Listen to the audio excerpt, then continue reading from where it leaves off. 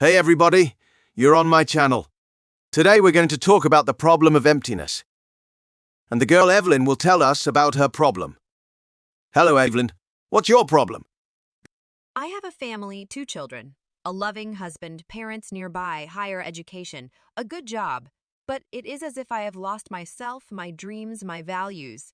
Neither my friends nor my studies interest me. My mood is not very good. Recently, I had a surgery to remove fibroadenoma in my breast. Before that, I quarreled with my husband and got depressed. But after he found out about my illness, immediately made up. He's very caring now, but I'm not myself. Even now I'm writing and I can't put everything in order in my head. There is emptiness in my soul as if I am not me, as if this is not my life. Tell me, please, what's wrong with me? And how can I find myself? Psychoanalyst Erik Erikson called this state an identity crisis in 1970. The person experiencing it feels great anxiety because of the inability to answer the question, who am I? Is in search of his or her individuality and place in society and thinks about the meaning of life. Experiencing an existential crisis is similar to the symptoms characteristic of depression.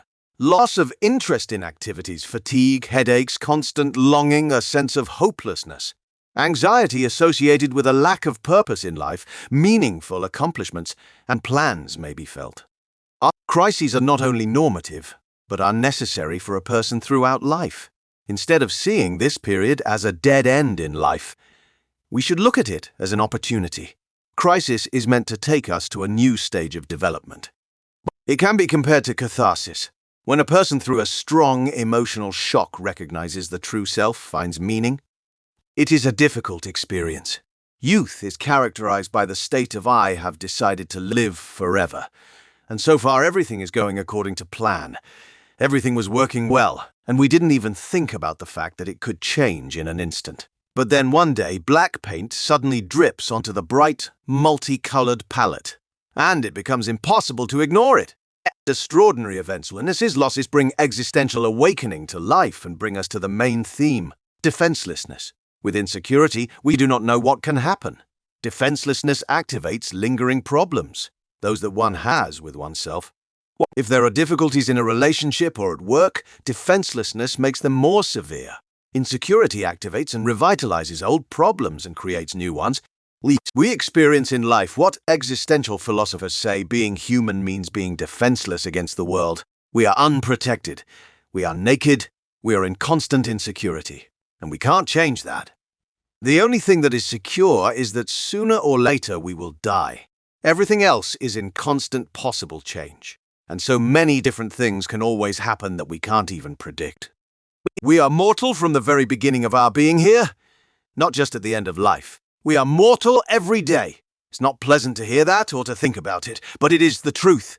Insecurity, defenselessness, the possibility of dying every day. That's the reality we find ourselves in. And it can cause anxiety. Despite your young age, you have already completed the obligatory social program. Education, work, husband, children. It is time to ask yourself a question. Who am I really? What is important to me? What do I want beyond what it is customary to want? What do I think is important to give to the world? What can make my life meaningful to others? How exactly you answer these questions is something only you know. There are no ready-made recipes here. These questions are existential in the sense that they are about your unique life. The only way to get real answers is to look inside yourself. To be honest, it's not easy to do this one-on-one with yourself. A professional psychologist can help along this difficult path. Reflect, look everywhere for clues, and do not despair. The crisis is past when a person finds his meaning of being, becomes the author of his life. He realizes that he does not have to, and does not want to live the life that others have invented for him.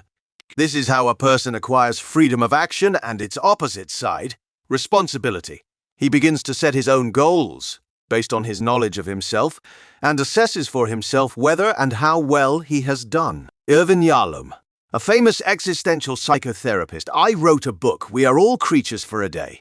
In it, he shows that it is in the face of death that a person is more than ever able to feel life and realize its value. This is how death helps one to get closer to life. Well, that's all for now. Don't forget to like, subscribe, and press the bell. Thank you for your attention and goodbye, everybody.